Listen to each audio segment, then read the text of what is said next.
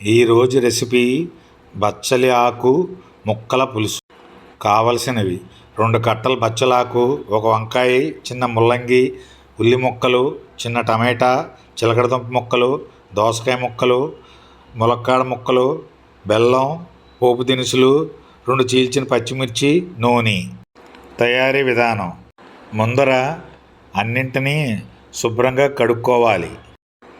ఈరోజు ఈ బచ్చలి ముక్కల పులుసు పప్పు అన్నంలోకి చాలా బాగుంటుందండి.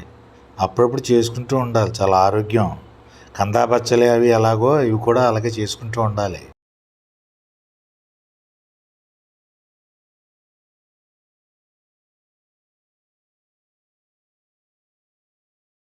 ముందుగా స్టవ్ వెలిగించుకుని మూకుడు పెట్టుకుని శుభ్రంగా తుడుచుకుని నీళ్ళు లేకుండా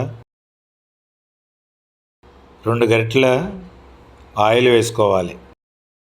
ఆవాలు, మెంతులు, జీలకర్ర, శనగపప్పు, మినప్పప్పు, ఎండుమిర్చి వేసుకుని పోపు దినుసులను బాగా కలుపుకోవాలి వేగిదాకా. కొద్దిగా ఇంగువ కూడా వేసుకోవాలి. తరిగిన పచ్చిమిర్చి ముక్కలను కూడా వేసుకోవాలి. ఒకసారి కలుపుకోవాలి. ఇప్పుడు తరిగి పెట్టుకున్న వంకాయ ముక్కలు, చిలకడదుంప ముక్కలు, టమాటా ముక్కలు, ఉల్లిపాయ ముక్కలు, ముల్లంగి ముక్కలు వేసుకోవాలి. ఒకసారి కలుపుకోవాలి. 4 ములక్కాయలు కూడా వేసుకోవాలి. కొద్దిగా పసుపు కూడా వేసుకోవాలి. తగినంత ఉప్పు కూడా వేసుకోవాలి. ఒకసారి కలుపుకోవాలి.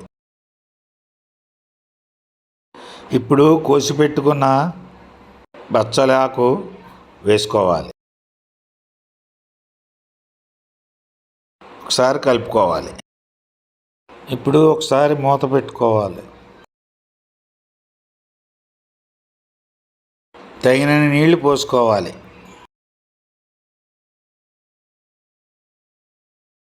మూత పెట్టుకోవాలి. మూత తీసి కొద్దిగా చింతపండు రసం వేసుకోవాలి. ఒకసారి కలుపుకోవాలి. తిరిగి మూత పెట్టుకోవాలి.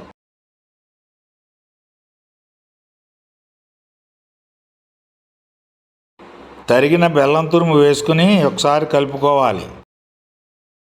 ఇప్పుడు నీళ్ళల్లో కలుపుకున్న శనగపిండి, వరిపిండి నీళ్లు పోసుకోవాలి. ఒకసారి గరిటెతో బాగా కలుపుకోవాలి. ఉండలు కట్టకుండా అలా కలుపుతూనే ఉండాలి, కొద్దిగా చిక్కగా అయ్యేదాకాను. అంతేనండి, బచ్చలి ఆకు ముక్కల పులుసు రెడీ. నచ్చితే లైక్ చేయండి, షేర్ చేయండి, కామెంట్ చేయండి, సబ్స్క్రైబ్ చేసుకోండి. Thank you.